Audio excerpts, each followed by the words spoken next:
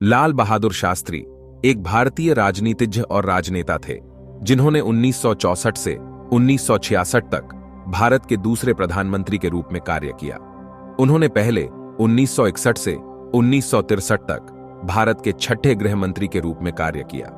शास्त्री का जन्म 2 अक्टूबर 1904 को मुगल सराय में शारदा प्रसाद श्रीवास्तव और राम दुलारी देवी के घर हुआ था। हम उनकी प्रेरक यात्रा से सीखे जा सकने वाले 5 सर्वश्रेष्ठ लर्निंग्स के बारे में बात करेंगे।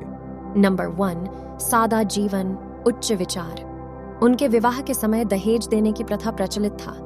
एक युवा व्यक्ति के रूप में शास्त्री ने इस दमनकारी व्यवस्था का घोर विरोध किया, लेकिन अपने ससुराल वालों के आग्रह के तहत उन्होंने उनकी बात मान ली, लेकिन केवल एक चरखा और कुछ खादी कपड़ा ही स्वीकार किया। अपने निधन के बाद भी उन्होंने यह सुनिश्चित किया कि उनके नाम पर कोई संपत्ति न हो और वे अपने पीछे कुछ किताबें और एक धोती कुर्ता छोड़ गए। नंबर 2, वह छोटी उम्र से ही देशभक्त थे।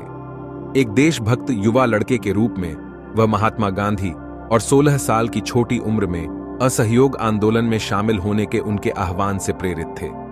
1964 में अपने पहले स्वतंत्रता दिवस भाषण में शास्त्री ने युवाओं से नैतिक शक्ति और चरित्र के लिए प्रयास करने के लिए कहा।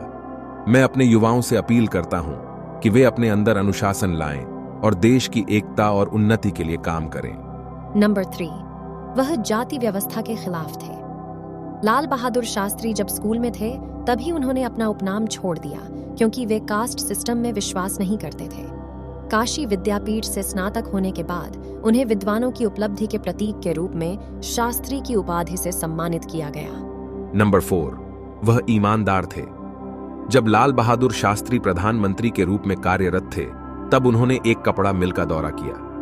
मिल के मालिक ने उन्हें महंगी साड़ियों के रूप में उपहार दिए। इतना महंगा उपहार स्वीकार करने के बजाय उन्होंने केवल वही साड़ियां खरीदने पर जोर दिया जो वह खरीद सकते थे।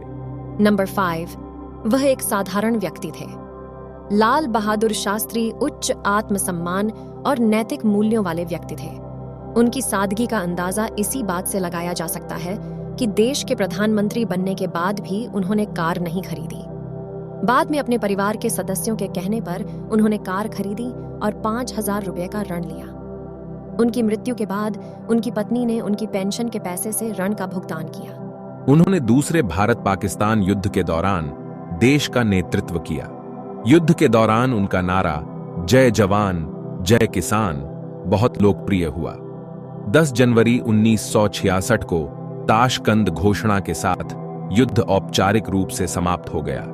अगले दिन शास्त्री की मृत्यु हो गई। उनकी कहानी हमारे लिए बेहतर इंसान बनने और हमारे आसपास की दुनिया पर पॉजिटिव इंपैक्ट डालने के लिए हमें गाइड करेगी।